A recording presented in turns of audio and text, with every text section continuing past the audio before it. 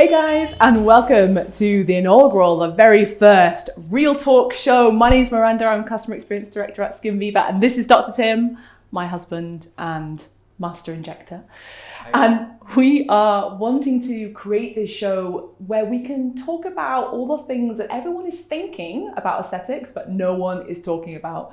We did a few Facebook Lives before Christmas, and we wanted to make it a bit more formal, but I slightly feel like we're in a new studio or something. This is our first draft. What I love most about things is making them better each time. So we'd love to hear feedback. Tell us what you think, and we'll keep building upon that over time, and hopefully make this a really fun part of your week where you'll learn lots. And we kind of want to help people make sense of aesthetics, but also to go where other people dare not. Yeah. And really want to explore some of the difficult issues, because there's a lot of stuff you need to think about. Philosophically, emotionally, as well as the practical and understanding, what the best way of approaching these things are. So hopefully we can help you do that. Yeah. We've been in aesthetics 10 years. We've had SkinViva 10 years. And our thoughts about the whole industry and about what we do have evolved over time, haven't they? And it's through just having chats like this over the dinner table or whatever, or long car journeys and things like that. So we've sorted it all out in our head, but we want to share our knowledge. Yeah, there's a lot to think about. Fab. Right. So we'd like to discuss today, I feel pretty. We want to discuss the concept of feeling pretty in aesthetics. And I'm 37, and on Friday I had another 5 syringes in my face, and it had the kind of like a surprise impact for me, something I wasn't really expecting, which is it made me feel a little bit pretty, got my lip gloss on, and I feel a little bit like, oh. So, but that kind of slightly jars with my identity, because I don't think of myself as wanting to be pretty. I wasn't the pretty one at school in the group. And, I'm not saying I'm ugly, absolutely not saying that, but do you know what I mean? It just wasn't really part of my identity. And actually, I'm enjoying kind of feeling a little bit like, woo, glowy. And do you tend to find that with your clients? Because I think we have a lot of people like me, or kind of in 40s, who also wouldn't they wouldn't come to you and be like, make me more pretty. Yeah, well, actually, interestingly, what I see happen quite a lot is there are different psychologies, different reasons people attend. But one of the things that's quite interesting is how the outcome can be a pleasant surprise for some people. Mm-hmm. Yeah, which is kind of like one. So what's quite common is people come in a little bit afraid and nervous. They've Googled all the side effects and risks. They're worried about lots of things. They go in very cautiously, and they have a couple of things done, and they get what they came for, and they feel better. And then something kind of happens, and they think, actually, I'm no longer afraid, and I'm getting a bit more than I thought, because it's exactly what happened, which is you start off with a defensive mindset, and then suddenly that clicks into, actually, I feel more than just back. I don't feel just simply like I've corrected something. I feel better. I feel more attractive, or sexier, or whatever the word is that pops into the head, and that's sometimes a surprise. Because they've gone into it very cautiously, and then it's like, actually, this is a bit more exciting than I thought it was going to be. Because what happened to me on Friday with my lips was, I knew that my lips have lost a little bit of volume. I just saw that in photos over time, and then when I sat back up off the bed, I was like, interesting. They felt a bit more like you say, again, I don't even like using this word, but they felt a bit more sexy than what I was expecting. I thought they would just be like putting a really good moisturizer on, but no, they felt a little bit more like, and I enjoy that. Why should I not? It was interesting me hearing you say that, because I don't think many of our clients would articulate that to me. Like after you've done the treatment, they don't sit up and say, I feel sexier. But now, now that I've heard it said, I can see it in people's body language. In fact, I see it in men too. We did a jawline recently, and the guy looking in the mirror, you just saw that moment where he's like, I like the look of that. And it was a different, but I think sometimes that's a surprise, that it'll meet those expectations to such a degree. Obviously it doesn't always, because all these treatments are organic, they're not a digital thing. But there is a sense of that it does something to how you feel internally that's stronger for some people. But the thing I was, just to kind of take a left field slant, the thing that I thought when we said what we're talking about today was prettier, which is, I thought we're going to delve into that realm of, should you feel pretty anyway? Kind of psychology of, oh babe, you're going to be fine, babe. Just why are you doing that, babe? Because I think that's really, in fact, I had a conversation with someone as part of our e-learning. I was interviewing someone who had a really severe side effect. And and she was telling about her journey and how she had a side effect from a treatment, and now she's very interested in the psychology of attractiveness, basically, and how whether you should feel more beautiful just because you're beautiful as you are, that kind of, which is a nice idea. Who should? Well, exactly. It's like there is that kind of meme that goes around, isn't there? You're beautiful the way you are. Inside beautiful inside. Inside beautiful inside. Yeah, which is something that is worth grappling with, I think, because we don't, what we could be doing if we're not careful is telling people that they're not good enough the way that they are. Yeah. And I think that's a fear of how people see aesthetics, which is, here I am, I do aesthetics. I'm walking around with the definition of beauty and holding it up next to people who are not beautiful enough and saying there's a gap with where you are and where you should be. And sort it out. They were just having a sandwich by the side of the road. And now they've got this information. And that's a real danger. Like, I do think there's danger in creating a gap between where people are and where you tell them that they should be. Yes. That needs to be. And I think people are afraid of even coming for consultations because they think they're going to get that. When I had advanced facial assessment, I literally thought that the clinician was going to say, you've got a bit of an issue here. But it's so interesting because actually I found it to be empowering. Literally, I had this moment of like, wow, now I know that if I would like to, I could do X, Y, and Z.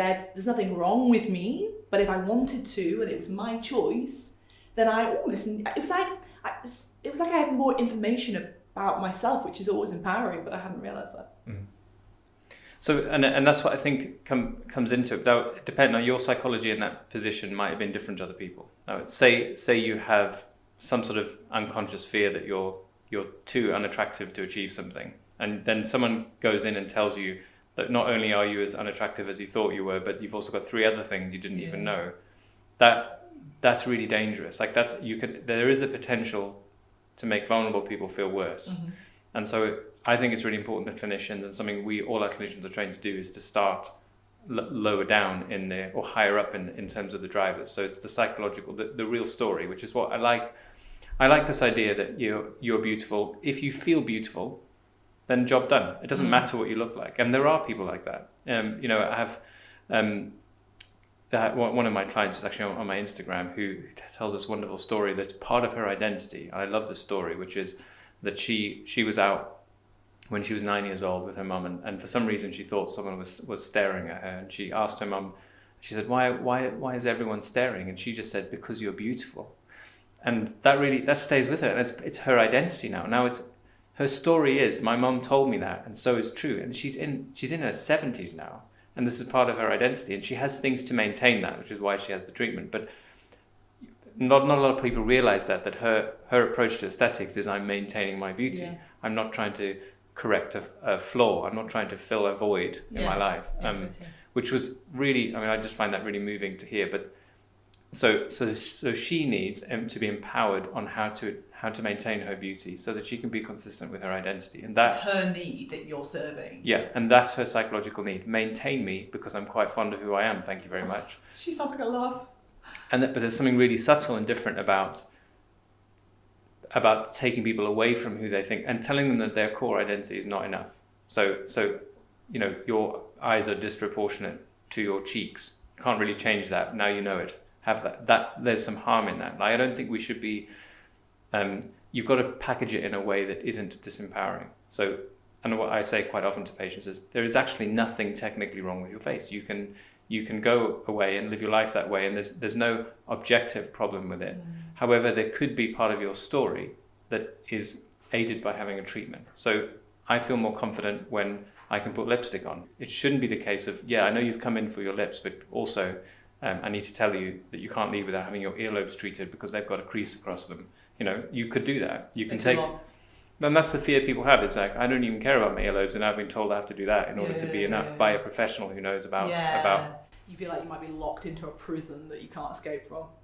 Yeah, and I think that's the thing that I feel passionately that we should be doing, is starting on the base layer is your story. Like, what's actually going on in your life? Why have you thought these things could help you? If that's something that you can change with the treatment. So I don't like taking selfies from the side because I have a bump on my nose, and I think about it every time I take a picture, and I wish I could just accept it, but I don't like it, and I've heard you can cure it with 0.5 ml of filler, so can you help me? Now, I can, and there's a definite benefit, and if I do that treatment, that person will probably behave differently in those situations. They'll probably forget themselves, which is the thing I like most of all, is that they actually won't be thinking about their nose for the first time in years, and they're just having a selfie instead.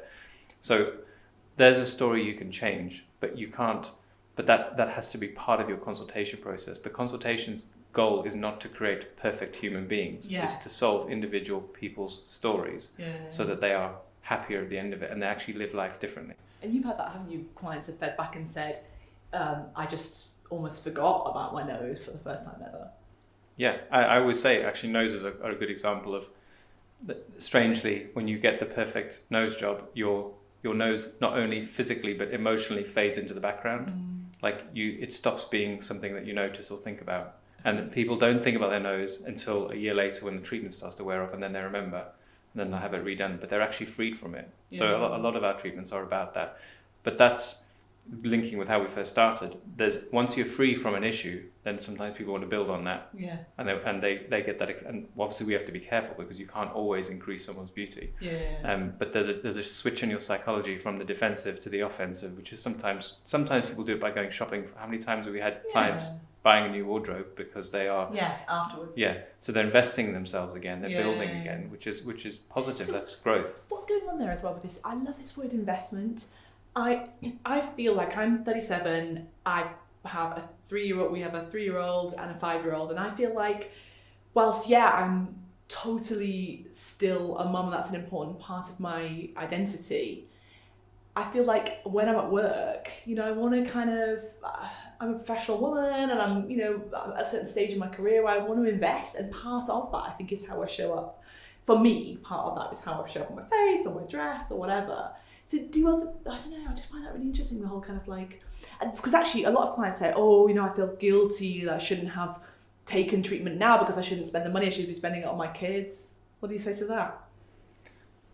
Well, I mean, that's the first thing you said, the first part of the question is about being on the front foot, which is something I've come to only appreciate in the last year. And it was someone referring to makeup as war paint that made me think about it. So I suddenly thought, so you're basically saying that you put on makeup to confront the challenges of life. And suddenly that made a lot more sense to me, because that it is about preparing yourself for the uncertainty of other people. And people are a great source of uncertainty. You don't know how people are going to react to you. And it makes perfect survival sense for you to prepare yourself in a way that makes you feel ready to confront the uncertainty. So you're not feeling defensive already before you even meet your first challenge of the day. The parking attendant who's in a rush and doesn't listen to you, and you feel like you've got to assert yourself more. You're more able to do that. I think a huge amount of people looking after their appearance is about feeling prepared to confront uncertainty. So it is like war paint. It's steadying yourself and preparing yourself to do something more. And actually, that's what you're saying about work. That's why we dress differently for work, is because you want to feel ready to go out there and make changes and get things done, and that requires you to be in a good place. You wouldn't be anywhere near as able to, work as well in a team if you arrived in your dressing gown and you hadn't showered. Like you just wouldn't behave the same way. And that's. But couldn't you argue though, 'cause just to play devil's advocate, it is society accepts that everyone who goes to work should have a certain unless you're working for Facebook or something and everyone wears casual clothes. In this kind of environment, we all wear non-casual clothes. That's accepted by society. I think what some people object to with aesthetics is, are we almost raising the bar too high? So are we now saying as a society that we should all, have massive lips and cheeks? I mean, I know we aren't, but like, where's the line? So the fear being that if one person sets about to control a variable, do something with their face, then that then makes other people have to do the same. Yeah, so for example, female cabin crew are told that they need to have, literally, as I understand it, like they have to wear mascara, they have to wear a full face of makeup. And that's fine, and it's definitely complying with, HR laws, but it's definitely a bit like, Is that really? That's the kind of thing that you'd imagine would be taken down these days. It's quite sexy. They're not saying that for the men, are they? So there's a.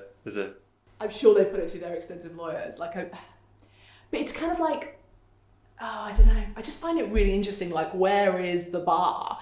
I think what you're saying though is it's not about anyone else setting that bar for you. It's about you saying, like me saying, well, if I want to have my lips done because I feel a bit more woo, and that's my really, choice. really crucial thing is that you're trying to find an individual's limiting story. Now, I see people come in all the time who I could make look better from my perspective, who we don't do treatment on because it wouldn't make them feel better from their perspective. And that's the battle, and it is, you have to be conscious of it and think of it carefully, because it's very easy to throw away, just tell people that they need, and lots of places do this. They do say, oh love, you can't leave without having your cheeks done. And sometimes they're right, and they may get it right, and that person will look in the mirror and go, wow, I'm so pleased I had my cheeks done. So that can happen, but you've got to remembering that there's risk involved. You really shouldn't be doing that as a healthcare professional. You should be sure that this is going to make a difference in the lives of the person who's leading, and that's something that can only come from them. I always say, you're an expert on your well-being, I'm an expert on faces. We have to make these two skill sets work together to make sure we have a treatment that actually makes your life better. Yeah. And that, you take that super seriously because you are a healthcare professional who, when you became a healthcare professional, that was your number one job, was to improve someone's well-being no matter what setting.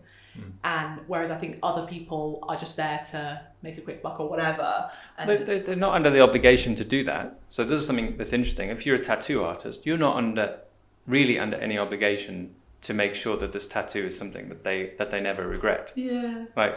But I actually am, because that's the an realm. interesting distinction. And tattoos are forever, whereas everything that we do is not forever. But we take that. There are medical risks with it, so we do take that responsibility seriously. But all of that is about the psychology, because the risk is similar. Like the risk of a tattoo and the risk of a Botox injection, arguably more risky in some ways having a tattoo, I'm sure. But if the only way I as a healthcare professional can justify that risk is that I need to make sure that there's real benefit in terms of their health, and health includes your social behavior and your ability to basically get out in life on the front foot. Yeah.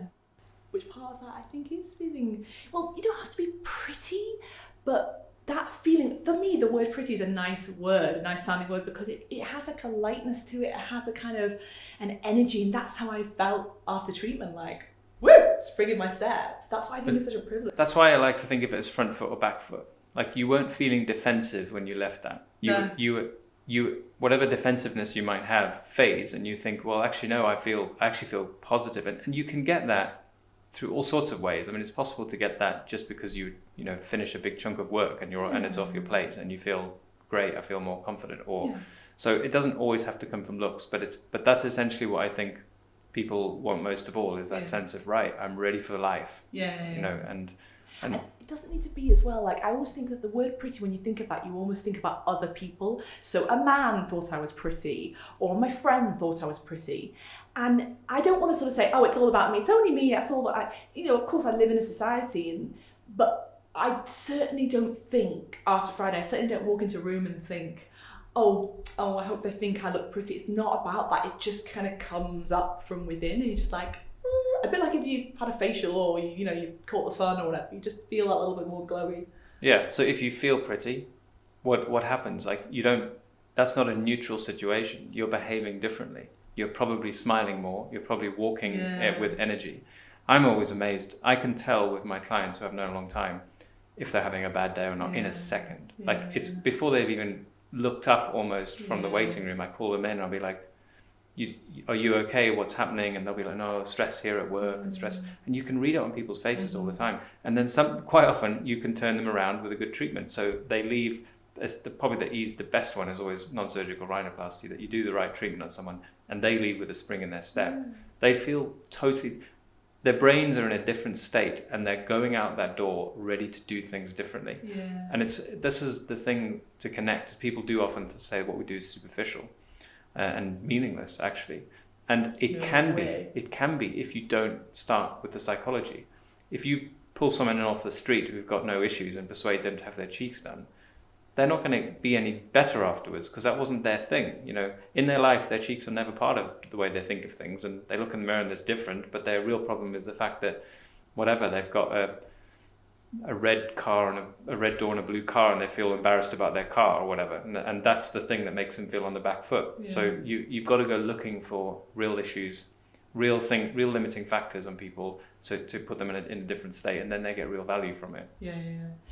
I've seen you in consultations when I've been in as well, where someone has said, right, what would you do if I had the biggest budget? And then obviously you gently guide them around that. And then they might say, well, I don't want to do all of that. So what do you think is the priority? And you always push it back on them. And they're like, well, what is your priority? Like, you've probably already established their priority through a good consultation. And then I've seen this a few times, and then they always come up with it immediately. The thing that actually is bugging them, that would be like the thing that they just keep seeing every day in the mirror or whatever. And nuts. And if you can free them of that and then sort of raise them up, then that's the point at which they are not necessarily walking on air, but they just have that spring in their step. I think it's a beautiful gift to be able to give someone. I would say it's often more complex than it seems. So, the thing that's really bothering me is the lines around my eyes. Unfortunately, the reality is that's often a diagnosis that they've made about what's bothering them. Right. So that it's like they'll look in the mirror and say, the feeling is, well, that's not how it used to look. I don't like that feeling. Maybe it's these lines around my eyes. And we happen to know, as experts, you learn quite quickly what aging around the eyes, and you have a little shadow, and you have a drop to your eyebrow, and you have a little junction at your cheek that can show up, and it's more holistic. So the advice can be different to just treat those lines, but you have to tread very carefully and make sure that you're clarifying. What's often quite helpful is what moments of the day do you notice it? Like it's when I put my makeup on, or it's when I look in the rearview mirror, or it's because it helps you kind of isolate exactly what the issue is. It might be different when you're battling with covering up fine lines with makeup versus across the room where you're looking at shadows and you're seeing it's maybe tiredness. Sometimes if you can get the emotion that they get out of it. So some people feel tired, or I feel like I'm not feeling tired, but I look in the mirror and I look tired. That jars with me. And tiredness has got several different elements to it. So it's eyebrow lifting, and sometimes it's jowl, sometimes it's lips. Some people look angry when they're not. So they frown and your lips get smaller, so they have a slight purse, so they have a tension in their face. And they need help to diagnose it, because they'll often diagnose a crease. Most people diagnose a crease, or a line or a wrinkle. And actually it's usually more holistic, but you've got to then navigate that advice in a way that's empowering the whole time, which isn't, I don't find tricky. I very rarely hear someone react negatively to it. But exactly what you had is actually more understanding, but it must be presented by someone who's your friend, who's trying to help you out. That's the key thing, because if on your side. Yeah, if you have that experience and you can just tell that this person is in it to try and extract, which it happens. Some people are in it to extract as much money as possible, and that's life. You're going to come across them, and they may be even giving good advice for how good looking you look, but it's not in tune with your goal, your real psychological need. Then it doesn't feel nice. You feel out of control of it. Fab. So I hope you enjoyed that, guys, the first episode of Real Talk, and please do let us know if there's anything you would like us to discuss in the future, anything about aesthetics you're worried about, or you think is an issue for society, or anything. We don't mind, we'll go there. And please do like and share, tag any of your friends below who you think might find this useful, and we'll look forward to seeing you again on another episode of Real Talk. Take care.